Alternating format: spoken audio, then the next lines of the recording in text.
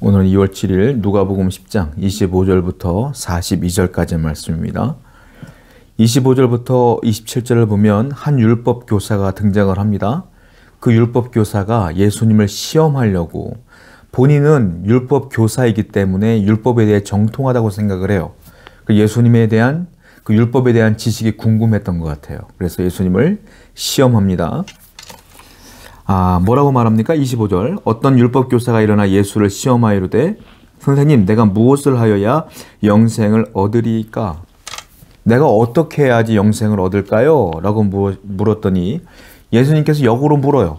야, 율법에는 뭐라고 써있디? 이렇게 물어보는 거예요. 그 26절입니다. 예수께서 이르시되, 율법에 무엇이라고 기록되었으며 네가 어떻게 읽느냐? 그랬더니 당당하게 아주 자신 있게 얘기하죠. 대답합니다. 율법 교사가 어떤 얘기를 하냐면 성경에 나와 있는 대로 그대로 얘기해요. 신명기 6장 5절, 레위기 19장 18절을 인용해서 그가 아주 간단하게 대답을 해줍니다.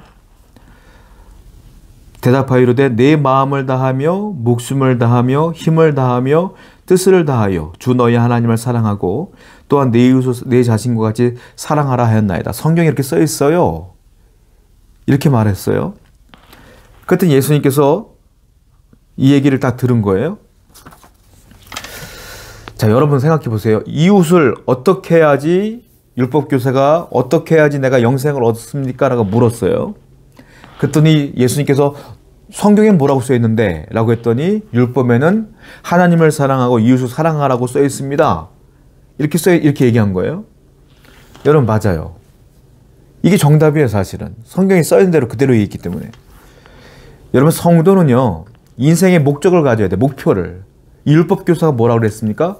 어떻게 해야지 영생을 얻습니까? 저와 여러분들의 삶의 목적과 목표는 뭐가 되겠어요? 영생입니다.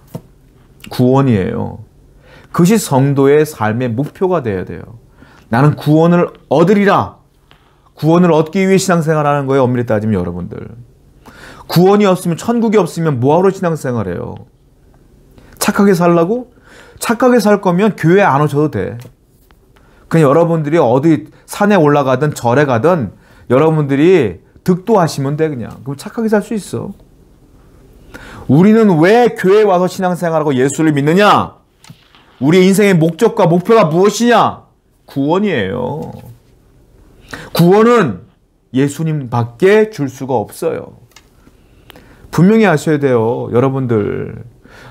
누구는 천국 얘기하면, 구원 얘기하면, 복음 얘기하면, 영생 얘기하면 고리타분하다. 맨날 교회에서 그런 얘기만 하냐. 좀 고급스러운 얘기, 좀 안 들어본 얘기 좀 했으면 좋겠다라고 말하는 분들도 있어요, 젊은 사람들 가운데. 그럴 거면 교회 올 필요 없어요. 좋은 강연 들으면 돼. 교회는, 신앙은 분명한 목적이 있어야 돼. 여러분들 구원받기 위해서 교회 오시는 거예요. 구원받기 위해서 예수를 믿는 거예요. 자, 그런데 그것만 가지면 되겠어요? 아니죠. 이 땅을 살면서 구원받은 사람으로서, 성도로서의 삶을 살아야 될 거 아닙니까? 이 율법학자가 성경에 뭐라고 써있다고 그랬어요? 마음을 다하여, 뜻을 다하여, 힘을 다하여, 목숨을 다하여 여호와를 사랑하라. 그리고 이웃을 네 몸과 같이 사랑하라. 성경에 써있어요 라고 말했잖아요. 그래요. 우리는 구원에 대한, 영생에 대한 목표와 목적을 갖고 이 땅을 살면서는 뜨겁게 하나님을 사랑하고, 그리고 이웃을 섬기며 살아가는 것이 성도의 삶입니다. 저와 여러분, 이렇게 살아가길 원해요. 그렇게 여러분들이 결단하여 하나님과 이웃을 정말 전인격적으로 사랑하며 섬기며 나아가는 여러분 되기를 축원드립니다. 또 29절부터 35절까지를 쭉 읽어보면 좀 길기 때문에 제가 요약하면서 읽어볼게요. 29절에 예수님께서 말씀하세요. 28절부터 예수께서 이르시되 네 대답이 옳도다. 이를 행하라. 그러면 살리라 하시니라. 그 사람이 자기를 옳게 보이려고 예수께 여짜오되 그러면 내 이웃이 누구니까? 예수께서 대답해 이르시되, 이제 비유를 말씀하시는 거예요. 이 사람은요, 자기는 이웃을 완벽하게 사랑했다고 확신하고 있어요. 그 당당하게 자기를 돋보이기 위해서, 예수님, 그럼 이웃이 누구예요? 라고 묻는 거예요.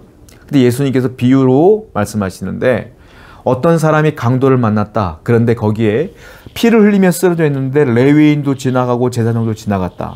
근데 아무도 도와주지 않았어? 이 말이에요. 왜냐하면 그들에게는 정결 예식이라는 게 있어요. 뭐 피 묻은 사람이라든지 이런 사람들 건들면 안 돼. 자기가 더러워지는 거야, 자기가. 그러니까 건들지도 않고 지나갔다라는 거예요. 그런데 어떤 사람이 나타났냐면 사마리아 사람이 나타났다. 사마리아 사람은 알다시피 유대인들이 혼혈민족이라고 해서 사람 취급 안 했어요. 같은 민족이라고 취급을 안 했어요. 이방 사람처럼 취급했단 말이에요. 근데 그 사마리아 사람은 그들을 거리낌 없이 안아서 숙소에 데려다 주고 고쳐주며 치유해주며 나중에 그 사람이 다 회복될 때까지의 비용을 다 주겠다라고 약속했다는 거예요. 그 누가 이웃이냐라고 주님께서 묻는 거예요. 자, 이웃은 누구예요? 이웃은 이 사람은 자기의 기준과 자기의 의로 내가 모든 이웃을 사랑했다고 착각을 했던 거예요. 그런데 예수님이 고발한 건 뭐냐면 너희들이 말하는 너희들의 기준으로 인해서 지금 피 흘려 쓰러져가고 있는 이 사람들을 방치하지 않았느냐? 그 네가 이웃이냐? 아니지. 이웃은 누구냐면 지금 어려움을 당하고 있는 사람들이 필요로 하는 그 행동을 하는 사람이 이웃이다. 질병으로 고통받는 사람이 있으면 위로해주며 그 사람을 고치기 위해 기도해주는 사람이 이웃이지. 물질로 어려움을 당하는 사람이 있으면 그 물질을 조금이라도 도움을 주거나 아니면 그 사람을 위로해주거나 손잡고 기도해주거나 어떻게 같이 울어주는 사람이 이웃이지.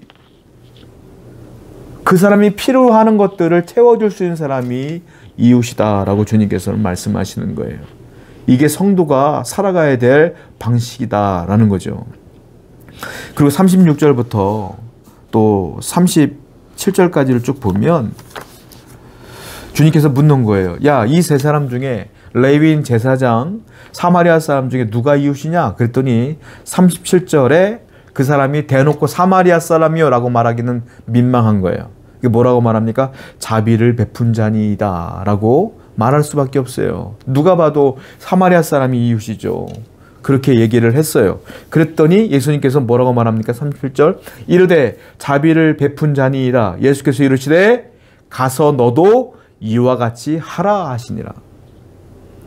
자, 머리로는 이해가 돼요. 사마리아 사람이 이웃이지. 필요로 하는 것들을 채워주는 사람이 이웃이지. 머리로는 알아. 근데 주님께서 뭐라고 말씀하십니까? 성도라 하면 머리로만 이해하는 것이 아니라 너도 같이 그렇게 해. 행동해 이 말이에요.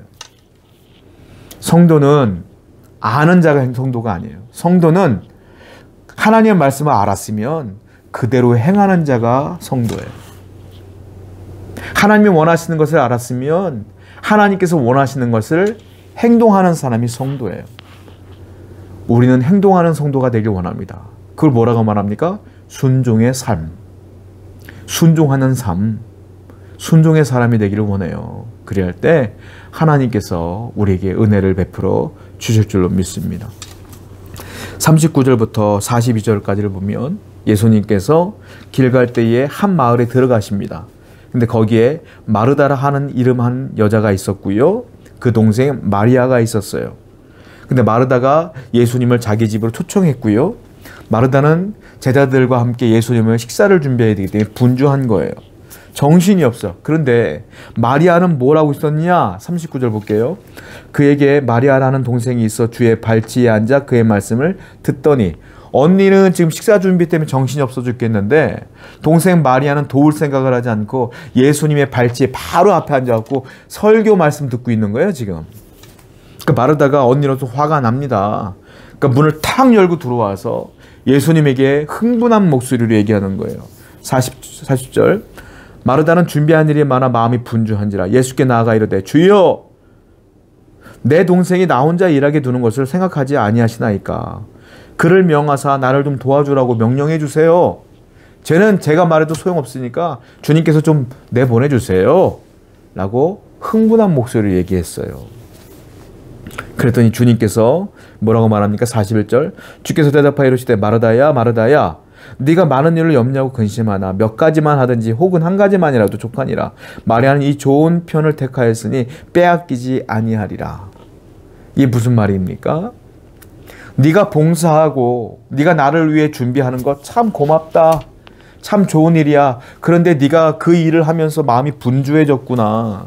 그 일을 하면서 네가 지금 좋은 마음으로 시작했지만 지금 마음이 좋은 마음이 사라졌구나.